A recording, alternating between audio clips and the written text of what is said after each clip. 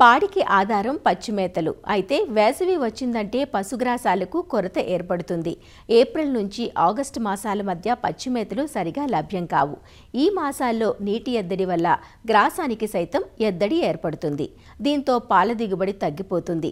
పచ్చిమేతల కొరతను తీర్చేందుకు రైతులు దానాలు పెంచి మేపుతుంటారు. కానీ దానాలపై అధికంగా ఆధారపడినందువల్ల రైతుకు ఖర్చు పెరుగుతుంది. మరి అటు ఖర్చులు పెరగకుండా ఇటు పాడి పశువుకు సరైన పోషకాలు అందేలా చూడాలంటే రైతు ముందు కొన్ని ప్రత్యామ్నాయ మార్గాలున్నాయి. పశుగ్రాస కొరతను అధిగమించేందుకు సూచనలు అందిస్తున్నారు రంగారెడ్డి జిల్లా ఇబ్రహీంపట్నం మండలం ఎలిమినేడు పశు వైద్యాధికారి డాక్టర్ వై ఆనందరెడ్డి.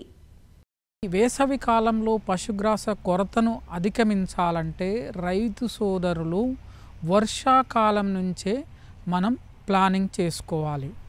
అంటే మన భూమిలో వాటర్ ఉంటే కంపల్సరీ జొన్నని కానీ మొక్కజొన్నని కానీ వేసుకొని వీటిని సైలేజ్గా ముందుగా చేసుకొని పెట్టుకోవడం వల్ల ఇది వేసవి కాలంలో కరువు ఎంత వచ్చినా ఈ సైలేజ్ అనేది మనం ఓపెన్ చేసుకొని ఈ గడ్డి కొరతను అనేది తీర్చుకోవచ్చు. అలాగే ఇప్పుడు వరిగడ్డిని చాలా చోట్ల బర్న్ చేస్తున్నారు.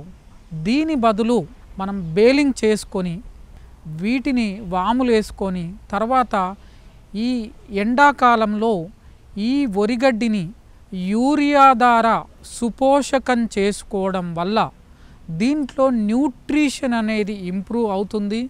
తర్వాత పశువులకు కావలసిన ప్రోటీన్ అనేది ఈ యూరియా వరిగడ్డి ద్వారా వస్తుంది. అలాగే ఈ వరిగడ్డే కాకుండా గోధుమ గడ్డిని జొన్న చొప్ప అంటే చొప్ప కంకులు కోసిన తర్వాత ఉండే ఎండు చొప్ప వీటిని మనం వేసవి కాలంలో వేసుకోవడం వల్ల డ్రై మ్యాటర్ ఇంటేక్ సరిపోని వస్తుంది. పశువు పాల ఉత్పత్తి అనేది మెయింటైన్ అవుతుంది. ఈ పశుగ్రాస కొరతను కూడా అధిగమించవచ్చు. తర్వాత ఈ వర్షాకాలంలో సుబాబులు కానీ ఇట్లాంటి చెట్లను పెంచుకోవడం వల్ల ఇవి పెరిగిన తర్వాత ఎండాకాలంలో ఈ సుబాబుల్ చెట్లని పశువులను మేతగా వాడుకోవడం వల్ల పశుగ్రాస కొరతని మనం నివారించుకోవచ్చు. తర్వాత ఇప్పుడు ఎండాకాలంలో కొన్ని నీళ్ళు ఉన్నా ఈ నీళ్ళ ద్వారా అత్యధిక పశుగ్రాసం వచ్చే హైబ్రిడ్ నేపియర్, బుల్లెట్ నేపియర్, కోఫోర్, కోఫైల్ లాంటి నేపియర్ గడ్డిని పెంచడం వల్ల దీంట్లో ఉదాహరణకు సూపర్ నేపియర్ ఒక ఎకరానికి 200 మెట్రిక్ టన్నుల పశుగ్రాసం ఇస్తుంది.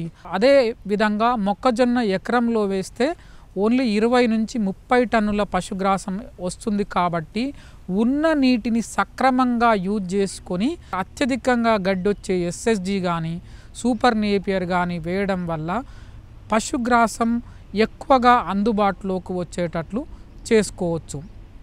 తర్వాత మనకు అందుబాటులో ఉన్న శనగ పొల్లు కానీ వేరుశనగ చెత్త కానీ అంటే వేరుశనగలు తీసిన తర్వాత వేరుశనగ పొట్టు అంటే గింజ మీద ఉండే పొట్టును మనం యూజ్ చేసుకోవచ్చు. శనగలు తీసిన తర్వాత శనగ మీద ఉండే పొట్టును మనం నిల్వ చేసుకోవచ్చు.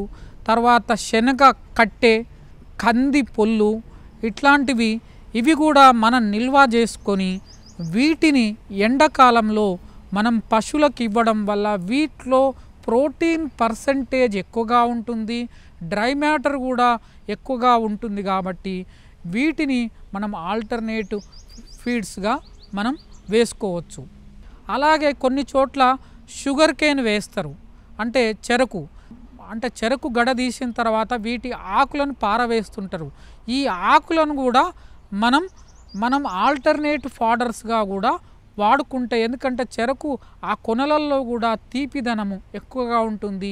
అది మేపడం వల్ల పాల ఉత్పత్తి కూడా ఎక్కువగా వస్తుంటుంది. తర్వాత కొన్ని రకాలైన వృక్ష జాతులు ఉదాహరణకు రాగి చెట్టు, వేప చెట్టు ఇట్లాంటివి మన దగ్గర పుష్కలంగా ఉంటే వీటి ఆకులను కూడా వేసవి కాలంలో మన పశువులకు వేయడం ద్వారా వీటిలో కూడా డ్రై మ్యాటర్ ఉంటుంది, ఎనర్జీ ఉంటుంది, ప్రోటీన్ ఉంటుంది. కాబట్టి పశువు కడుపు నింపడానికి ఇది అక్కర వస్తుంది. తర్వాత వేసవి కాలంలో మనం గడ్డిని వృధా పోకుండా కంపల్సరీ చాఫ్ కట్టర్తో కట్ చేసుకోవడం వల్ల మనం గడ్డి వృధా అనేది దాదాపు 0%. అదే చాఫ్ కట్టర్ లేకుండా ఇవ్వడం వల్ల 30 నుంచి 40% గడ్డి వృధా అవుతుంది. అలాగే కూరగాయలు సాగు చేసే రైతులు, ఆకుకూరలు సాగు చేసే రైతులు కొన్ని ఖరాబైన కూరగాయలు కానీ, తర్వాత కొన్ని చిన్న పుచ్చులున్న కూరగాయలు కానీ, తర్వాత కొంచెము 2 రోజుల తర్వాత కొంచెం వాడిపోయిన కూరగాయలు కానీ, కూరగాయల మార్కెట్లో కూడా చాలా వేస్టేజ్ అవుతుంటాయి. ఇలాంటి వాటిని మన పశువులకు వేసుకోవడం వల్ల ఒక 30% మేత వీటి ద్వారా వస్తుంది. తర్వాత ఈ అజొల్లా అనేది తక్కువ నీటిలో ఎక్కువ ప్రోటీన్ ఇచ్చే అజొల్లా పెరుగుతుంది. కంటిన్యూగా అజొల్లా వస్తుంది. కాబట్టి రైతు సోదరులు తమ భూమిలో షెడ్డు వద్ద ఈ అజొల్లా ట్రేస్ ఏర్పాటు చేసుకోవడం, వీటి ద్వారా అజొల్లా పెంచుకొని పశువులకు ఇవ్వడం ద్వారా ఈ అజొల్లా అనేది 25% నుంచి 35% ప్రోటీన్ ఉన్న ఈ ఫెర్ను గడ్డి కాబట్టి పశువులని సమగ్రంగా పాల దిగుబడి వైపు మళ్లించవచ్చు. అలాగే ఇప్పుడు బీర్ ఇండస్ట్రీ నుంచి బార్లీ కానీ, తర్వాత మొక్కజొన్న వేస్టేజ్ అనేది వస్తుంది.